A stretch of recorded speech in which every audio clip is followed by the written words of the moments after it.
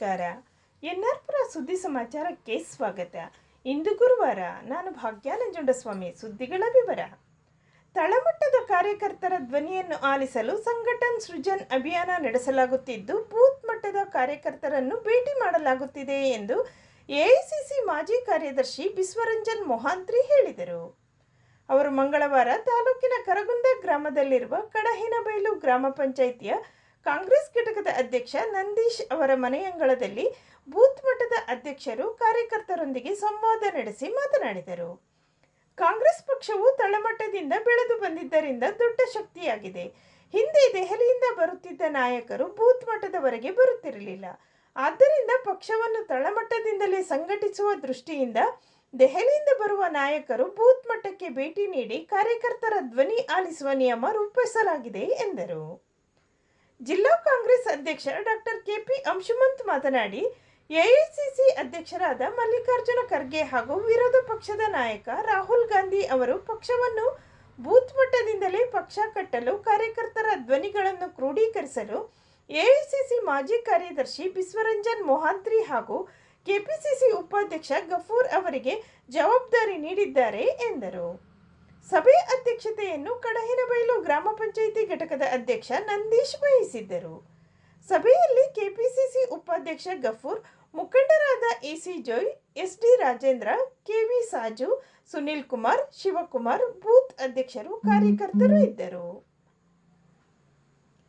ಶಾಸಕ ಟಿಡಿ ರಾಜೇಗೌಡ ಸಂಘಟನೆ ಬಲವಾದ್ರೆ ಕಾಂಗ್ರೆಸ್ ಪಕ್ಷ ಗಟ್ಟಿಯಾಗುತ್ತೆ. ಈ ನಿಟ್ಟಿನಲ್ಲಿ ನಿಮ್ಮೆಲ್ಲರಿಗೂ ಶಕ್ತಿ ತುಂಬುವಂತ ನಿಟ್ಟಿನಲ್ಲಿ ನಿಮ್ಮೆಲ್ಲರ ಸಂದೇಶವನ್ನು ನಮ್ಮ ಎಐಸಿಸಿಗೆ ಮುಟ್ಟುವಂತ ನಿಟ್ಟಿನಲ್ಲಿ ಮಾನ್ಯ ಬಿಸ್ವರಂಜನ್ ಮೊಹಾಂತಿ ಅವರು ಬಂದಿದ್ದಾರೆ.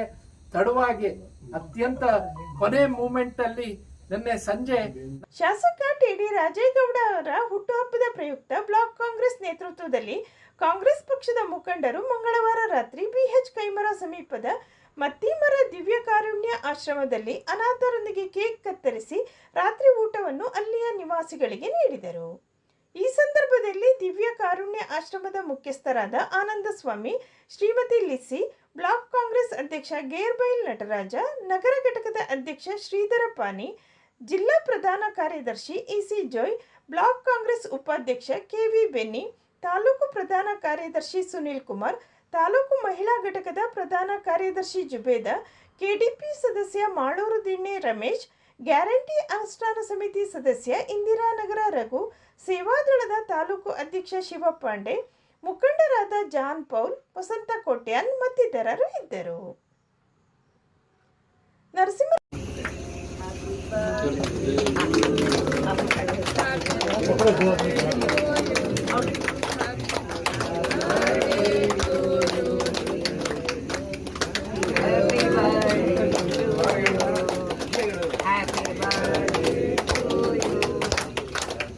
ನರಸಿಂಹರಾಜಪುರ ತಾಲೂಕಿನ ಬಾಳೆಹೊನ್ನೂರು ಜಯಪುರ ಭಾಗದ ಹಿರಿಯ ಪತ್ರಕರ್ತ ಎಜಿ ಶಿವಾನಂದ್ ಭಟ್ ಅವರನ್ನು ಇತ್ತೀಚೆಗೆ ಚಿಕ್ಕಮಗಳೂರಿನಲ್ಲಿ ನಡೆದ ಜಿಲ್ಲಾ ಮಟ್ಟದ ಕರ್ನಾಟಕ ಕಾರ್ಯನಿರತ ಪತ್ರಕರ್ತರ ಸಂಘದ ಪತ್ರಿಕಾ ದಿನಾಚರಣೆ ಸಮಾರಂಭದಲ್ಲಿ 35 ವರ್ಷಗಳ ಪತ್ರಿಕೋದ್ಯಮದ ಸೇವೆ ಗುರುತಿಸಿ ಸನ್ಮಾನಿಸಲಾಯಿತು.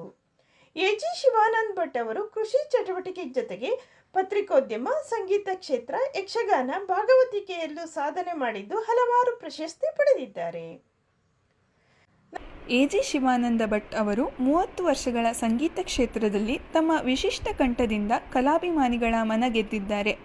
ರಾಜ್ಯದ ಅನೇಕ ಕಲಾ ತಂಡದಲ್ಲಿ ಗಾಯಕರಾಗಿ ಹಾಡಿದ್ದಾರೆ.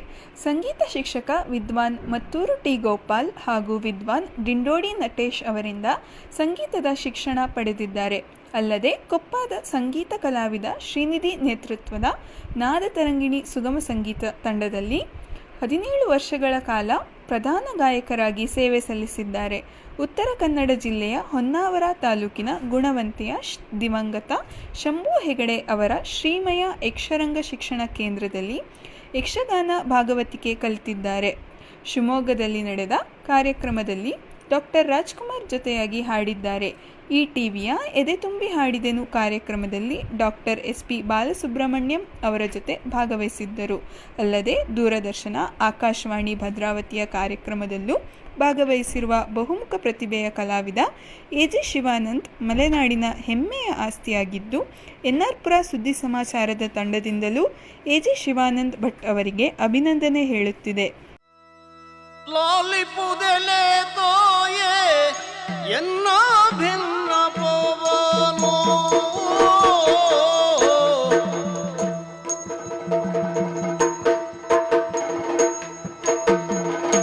ಲಾಲಿಪುದೆಲೆ ತೋ ಬೆಳ್ಳಾನೆ ಬೆಳದಿಂಗಳ ರಾತ್ರಿ ಎಲ್ರಿಗೂ ಪಾನ್ಕದ ಪಾತ್ರೆ ಅವಾಗೆ ಮಲ್ಲಿಗೆ ಹೂವು ಬಿಲ್ಪತ್ರೆ ಎಲ್ರಿಗೂ ಪಾನ್ಕದ ಪಾತ್ರೆ ಅವಾಗೆ ಮಲ್ಲಿಗೆ ಹೂವು ಬಿಲ್ಪತ್ರೆ